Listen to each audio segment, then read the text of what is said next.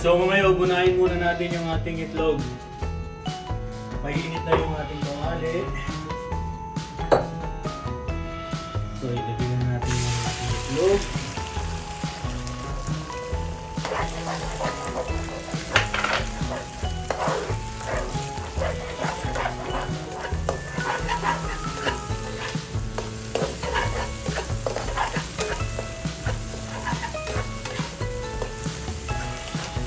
Dapat ganito lang ang kulay niya para hindi siya maganda sa tingnan mamaya. Saka maliit ang hibla. Patayin na natin yung ating kalan. Ready na to. Then iset aside. Ngayon ang susunod naman, naglalagay ako ng chorizo. Chinese ito. Diyan sa Pilipinas, meron tayong nakalata dyan eh. Ito, Chinese ito. Chinese ito. Nabubulol na ako. Lagyan natin ng konting mantika.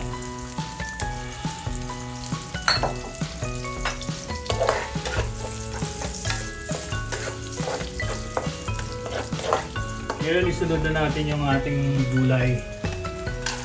Yung ating carrots and green peas.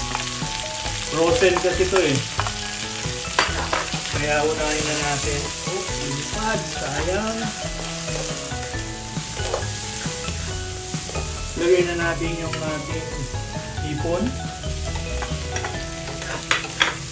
At saka yung ating sibuyas. Ah! Diba yan? Nagtatapon ako ah.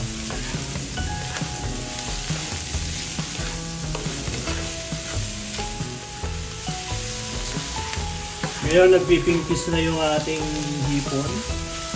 Ilagay na natin yung ating... Lagyan muna natin ng salt.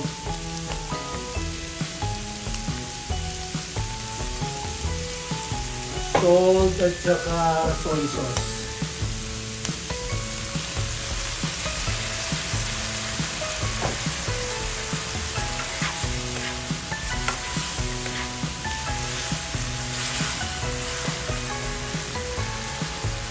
Tapos lagyan na natin yung ating kanin.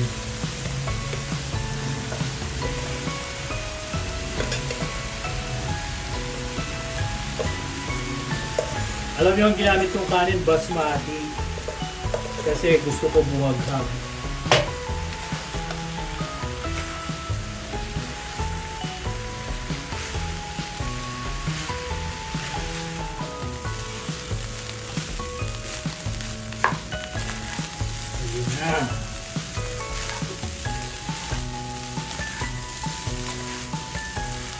Ngayon, ilagay na natin yung ating itlog.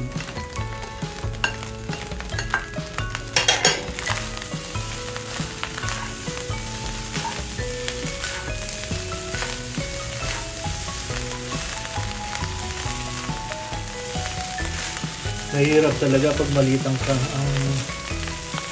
kawali. Nagkakalat. Ngayon, ilagay na natin yung ating spring onion. Daon ng sibuyas. Oh, natatapon. Dami ko nang natapon ha. Okay, luto na to. Tignan nyo naman oh.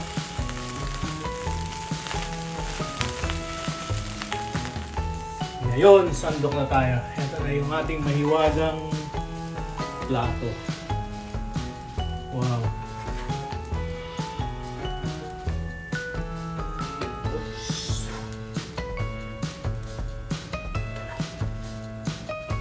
Hindi siya oily. Ayoko ng oily eh.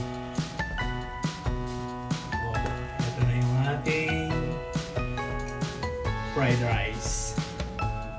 Thank you for watching. Hanggang sa muli.